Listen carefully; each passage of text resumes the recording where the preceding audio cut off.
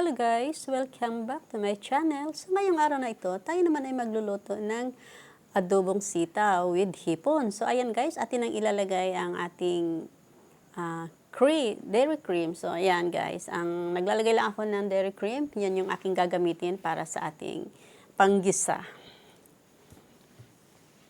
So ayan guys, natunaw na ang ating mantikilya. Ilalagay na natin ang ating bawang.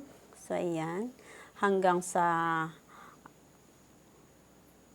hintayin nating maluto ang ating bawang. Napakabango na yan guys dahil mantikilya ang ating ginamit. So ayan guys, sa puntong yan ay ilagay na natin ang ating sibuyas.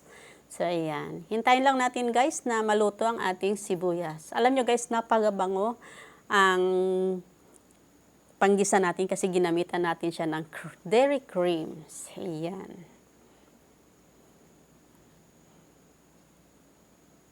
At kung ikaw naman guys ay bago sa akin channel, ay huwag kalimutang mag-like, share, subscribe. At syempre, pakihit na din ang bell button para updated ka sa lahat ng aking mga videos. So ayan guys, inilagay na natin ang ating sitaw.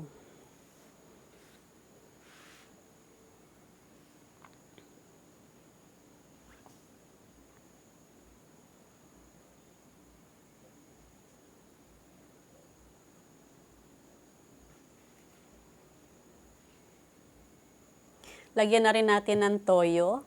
Ang toyo guys ay tatantyahin na lang natin. Kasi wala talaga akong specific na sukat. Siyempre yan ay lutong bahay. So tantyahin na lang natin. Depende po sa inyo kung kung gaano kayo kataas sa alat. Since ako ay mababaw lang ang aking timpla pagdating sa alat. So tantya-tantya lang. Din mamaya na natin yan dadagdagan.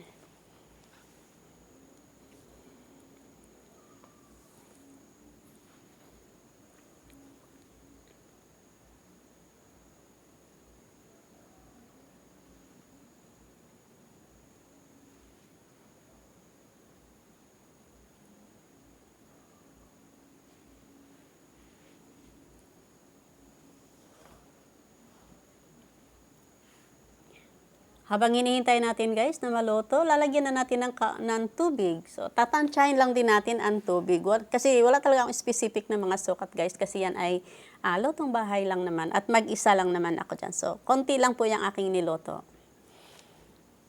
Dyan guys, sa puntong yan ay, ayan, medyo luto na. Lalagyan na natin siya ng paminta.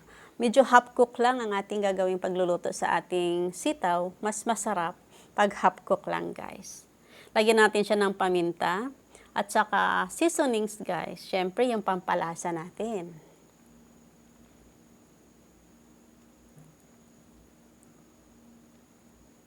Hahaluin natin ng konti para kumalat naman yung ating paminta at saka yung ating seasonings.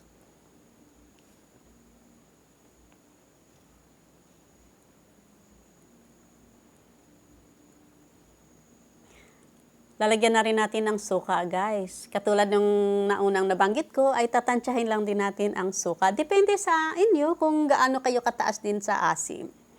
Ako naman guys ay acidic, kaya konting suka lang. Ganun talaga pag acidic guys. So, tansya-tansya lang din, mamaya na natin yan titikman at mamaya na natin dadagdagan kung ano pa yung kulang sa alat or sa asim. At dyan naman sa puntong yan guys, ilalagay na natin ang ating hipon. Ang gagawin lang natin dyan guys sa ating hipon ay mga 3 minutes lang guys. Dahil madali lang namang maluto ang ating hipon. Hintayin na lang nating maluto ang ating hipon. Then, iyan. At sana naman guys ay naibigan nyo ang aking reseping ito. Ito ay tanghalian ko. Ayan guys, luto na siya. Napakasarap na ng ating adobong sitaw with hipon. At sa puntong yan guys, ay ilalagay na natin ng siling berde, pampabango. So ayan guys, ready to eat na yan.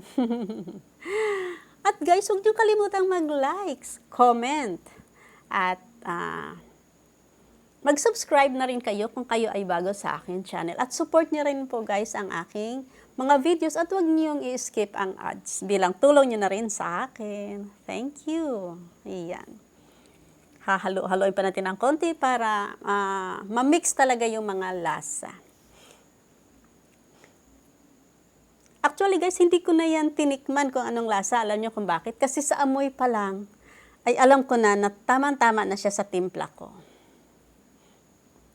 So, ayan guys, ililipat na natin sa isang plato kasi ready to eat na siya. So, ayan guys, luto na ang ating adobong sitaw with hipon. At invite ko kayo guys na i-subscribe nyo rin po ang aking channel, supportahan nyo rin po ang aking channel, at thanks for watching. God bless and us all. See you on my next video. Thank you.